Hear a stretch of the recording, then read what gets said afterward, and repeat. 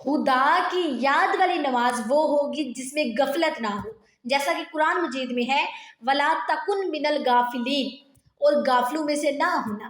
غافل نہ ہونے کی ایک بنیادی علامت یہ ہے کہ نماز اور جو کچھ نماز میں پڑھا جا رہا ہے نمازی اسے جانتا ہو، جیسا کہ فرمایا حَتَّىٰ تَعْلَمُوا مَا تَقُولُونَ، کہ نشے کی حالت میں نماز کے پاس نہ جاؤ جب تک سمجھنے نہ لگو وہ بات جو تم کہو۔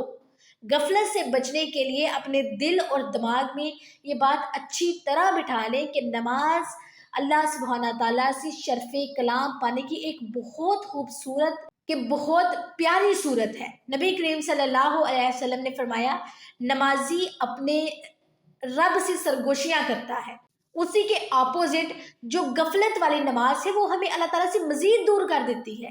جو غفلت والی نماز ہے اس سے تو ہمیں تھکاوٹ کے علاوہ ہمیں کچھ حاصل نہیں ہوتا۔ جو نماز ہمیں بے حیائی اور برائی سے نہ روکے وہ اللہ تعالیٰ سے مزید دور کر دیتی ہے۔ تو کوشش کریں کہ اپنی نمازیں ایسی کریں کہ جس میں اللہ تعالیٰ کی یاد ہو، ایسے سجدے کریں جس سے روح کانپ اٹھے، تب نمازوں میں دل لگے گا، تب ہی نمازوں میں مزہ آئے گا۔